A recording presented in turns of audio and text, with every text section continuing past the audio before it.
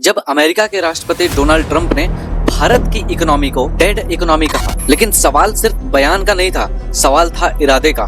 सवाल था भारत की संप्रभुता पर दबाव बनाने की एक सुनियोजित कोशिश का। Everybody knows that the Indian economy is a dead economy. Everybody knows that the Indian economy is a dead economy. Are you people not aware of this? आपको ये मालूम नहीं है कि इंडियन इकोनॉमी डेड इकोनॉमी है?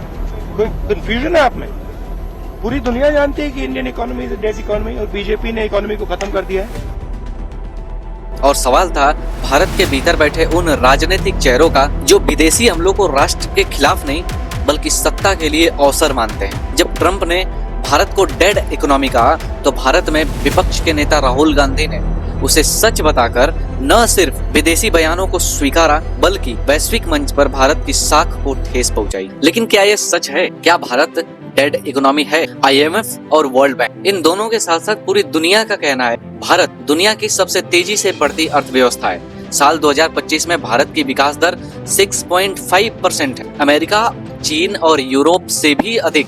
Trump की बौखलाहट अचानक नहीं आई, वो महीनों से भारत को दबाने की कोशिश कर रहा था। कभी रूस से भारत के रिश्तों पर सवाल उठाकर, कभी पाकिस्तान को सामने लाकर, तो कभी टैरिफ की धमकी देकर। पर जब भारत ने चुप्पी तोड़ी तब ट्रंप का भ्रम टूटा। अध्यक्ष जी, दुनिया के किसी भी नेता ने भारत के ऑपरेशन रोकने के लिए नहीं कहा। और सत्ता का भूखा ये आदमी खुद को शांति दूत साबित करने के मोह में भारत को बदनाम करने लगा। पर भारत ने साफ साफ कह दिया, हमारी नीतियां स्वतंत्र हैं, हमारी आवाज किसी विदेशी आदेश से नहीं चलती। और यहीं से ट्रंप का खेल खत्म और भारत का जवाब शुरू होता है। जहां एक और पूरा देश एकजुट होकर विदेशी दबावों का विरोध कर रहा था, वहीं विपक्ष का एक चेहरा विदेशी टिप्पणियों को सत्य बता रहा था। 2030 तक भारत दुनिया की तीसरी सबसे बड़ी अर्थव्यवस्था बनेगा।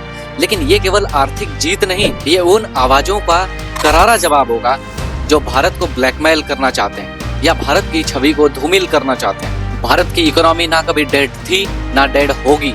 इतिहास में भी न जाने कितने गोरे आए लूट के गए, लेकिन भारत तब भी खड़ा था, आज भी खड़ा है और हमेशा खड़ा रहेगा और मजबूत होता रहेगा दिन पे दिन।